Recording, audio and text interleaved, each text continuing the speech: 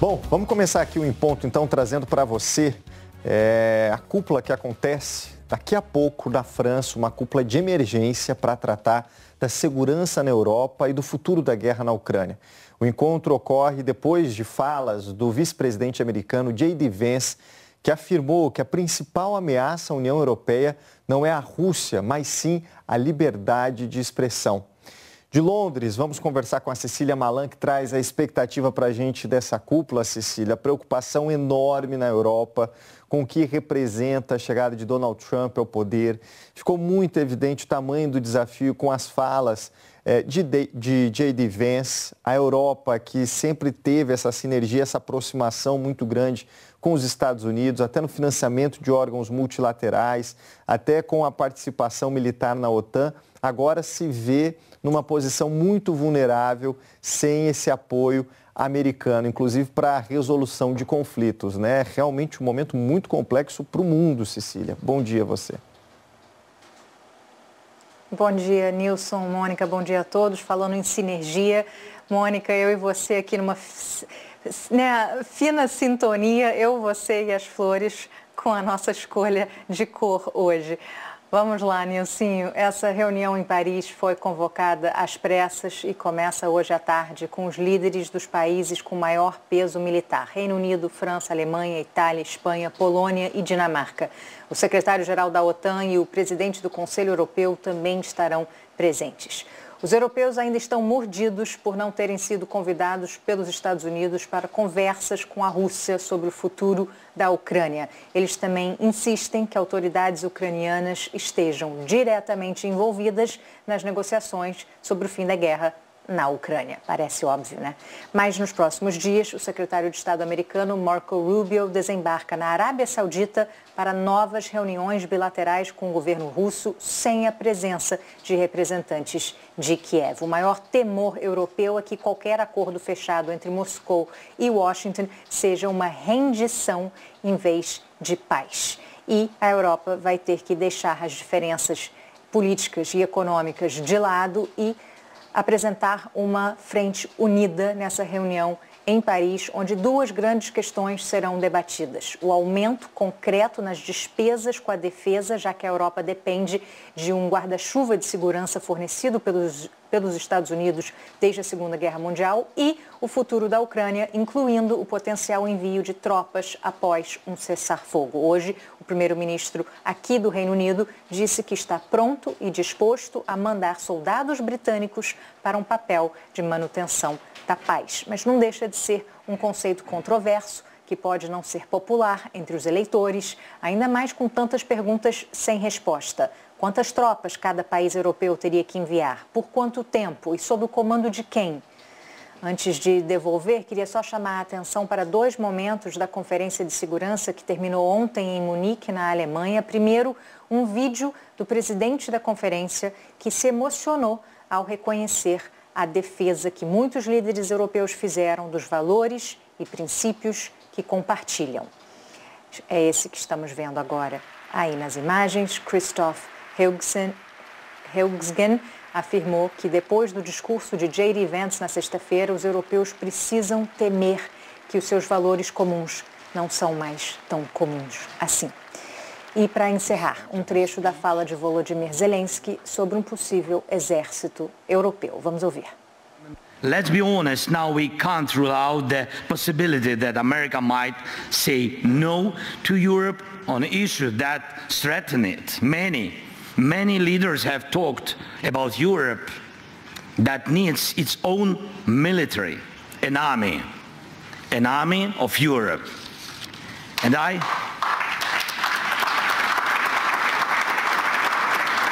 I really believe that time has come. The armed forces of Europe must be created.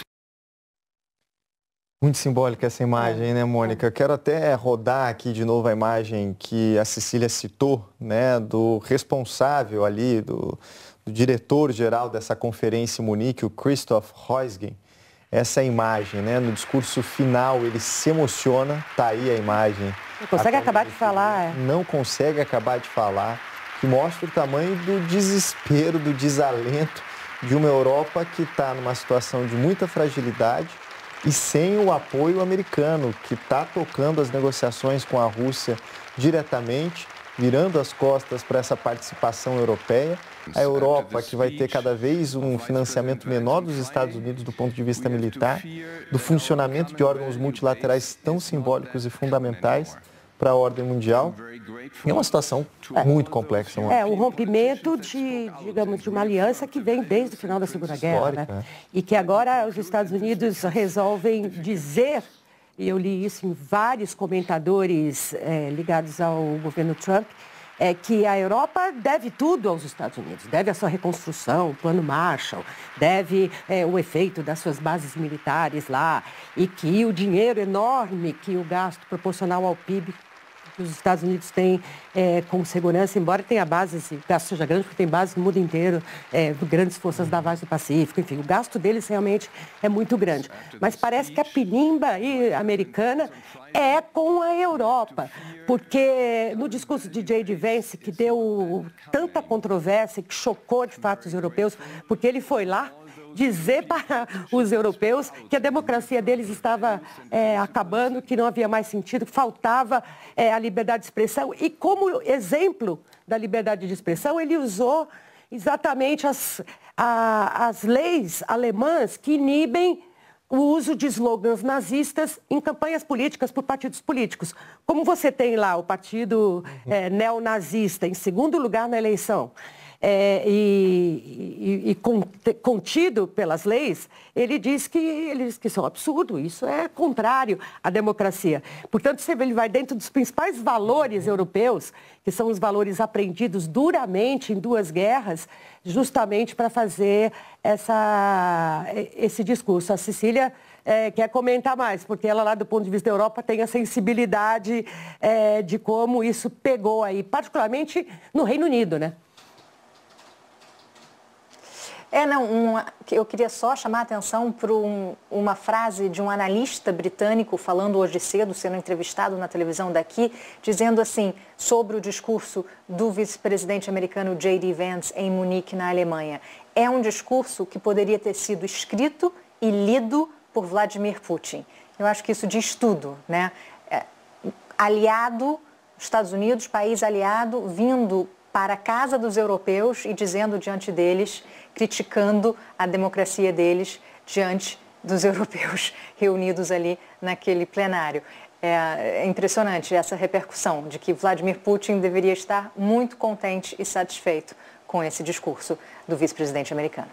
Exatamente. Queria até ouvir, então, o Marcelo Lins, que já está aqui com a gente para falar sobre esse assunto. A pergunta é se, depois de todo esse horror com que os líderes europeus lidaram com a fala do vice-presidente dos Estados Unidos, se a Europa tem tônus para fazer, digamos, uma contraproposta, para participar, para ir à mesa da negociação da Ucrânia e para fazer o investimento militar que é cobrado pelos Estados Unidos o tempo todo. A gente vê, pelos quadros todos que foram publicados, que há um aumento, sim, no gasto com segurança em todos os países. Alguns com mais ou menos possibilidade de aumentar, de orçamento, mas que a Europa vem gastando mais com armamento e defesa, não há nenhuma dúvida, mas não chega, claro, ao que a potência americana consegue. Então, eu te pergunto se nesse momento, tanto do ponto de vista político como militar, a Europa tem o vigor para enfrentar uma situação tão dura como essa. Bom dia, Marcelo. Bom dia, Mônica, Nilson, Cecília, todo mundo aqui no Em Ponto.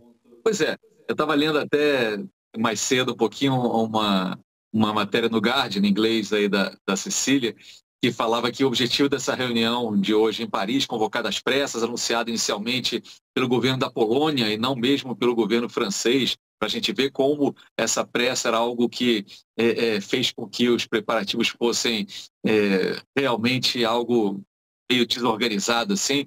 O objetivo seria de fazer a Europa relevante de novo, né?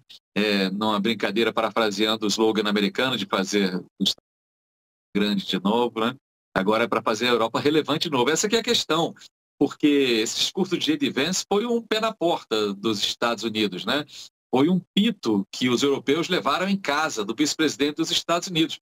E fala também como se esse acordo acertado há décadas, nas últimas décadas, entre a Europa, a OTAN e os Estados Unidos também não tivesse uma contrapartida de poder para os americanos com a sua presença militar em países europeus, né? Os Estados Unidos mantêm bases na Itália, na Alemanha, num sem número de países da OTAN e da União Europeia, que fazem com que também os Estados Unidos tenham ali os seus privilégios. Então não é só a questão de quem vai gastar mais, como exigem agora os americanos, né, que os europeus gastem até 5% do PIB, entre outras coisas porque esses gastos do PIB com defesa também incluiriam certamente a compra de equipamentos militares produzidos pelos Estados Unidos, ou seja, é algo também em causa própria que se defende aqui. E quando o J.D. Vance fala em liberdade de expressão e as ameaças contra ela na Europa, chega a ser risível, se não fosse algo trágico também, né? Porque a Europa, vamos lembrar, e a União Europeia é o conjunto de países onde se conseguiu fazer ali algum tipo de regulação para as Big Techs, que hoje dividem as atenções e o poder no governo dos Estados Unidos com alguns outros setores da sociedade americana, né? Muito irritadas as Big Techs com o avanço da legislação que, de alguma forma, limita a atuação dessas grandes empresas de informática, comunicação, da tecnologia nos países europeus. Então, não há dúvida que há também uma disputa aí que tem a ver com o mercado, uma disputa que tem a ver com limites que são impostos ou não pelas democracias, muito mais do que qualquer outra coisa. Agora, chama atenção também, Mônica, Nilson, é o tempo que levou para Vladimir Putin ser reabilitado, né? De um pária no cenário mundial, invasor da Ucrânia, coisa que ele é, numa guerra de agressão que está completando 3 anos daqui a pouquinho, na semana que vem, para um interlocutor confiável, tão confiável que basta o governo da Rússia conversar com os Estados Unidos, na visão dos americanos, nessa reunião na Arábia Saudita, para tentar resolver esse conflito na Ucrânia, sem a participação dos ucranianos, dos invadidos, e sem a participação dos europeus, que também teriam muito a dizer, sem dúvida nenhuma, sobre os passos a tomar daqui para frente. Portanto, essa diplomacia de Washington, desse Washington trumpista agora, ele soa também como uma certa disfarçatez para com os europeus, que são os grandes interessados, né? Vamos lembrar, eu falei da Polônia ali, que foi o primeiro governo que falou que, de fato, essa reunião aconteceria na segunda-feira, a partir da convocação do Macron. A Polônia recebeu milhões e milhões de refugiados ucranianos, né? A Polônia até hoje lida com isso, como vai ser o dia seguinte. Os países europeus estão preocupados com o que será desse redesenho da Europa com essa Rússia que aparentemente vai ser declarada vencedora a qualquer momento. Então, tem muita coisa em jogo, sim, com a defesa da Europa, com o futuro da própria Ucrânia. E quando os Zelensky, que estão devolvendo para vocês, fala da necessidade de criar um exército europeu, né, forças armadas europeias para defender o bloco de futuras agressões, ele deve estar querendo falar dele, mas, na verdade, as negociações diretas entre Moscou e os Estados Unidos, obviamente, não vão contemplar forças armadas europeias protegendo a Ucrânia, porque isso não vai estar em jogo ali do que Vladimir Putin vai aceitar discutir com o seu amigo Donald Trump, né? Portanto, a situação muito delicada, um dia decisivo para o futuro da guerra na Ucrânia e também da Europa. Mas deu para perceber pelos discursos posteriores à fala do Vance, como aqueles países mais próximos da Rússia, todos eram os mais ansiosos, preocupados e tensos.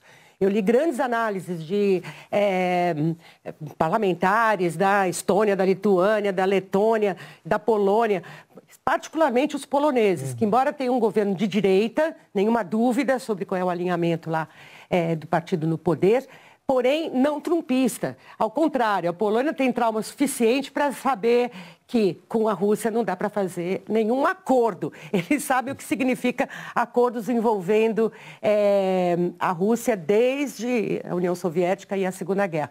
Portanto, a preocupação é enorme para esses países de fronteira, porque, como disse o Zelensky insistentemente, a Rússia vai continuar. Se ela tiver essa moleza de receber a Ucrânia de graça na mesa, ela vai continuar o seu avanço sobre a Europa ou sobre as áreas que ela considera importantes para a sua geopolítica, né?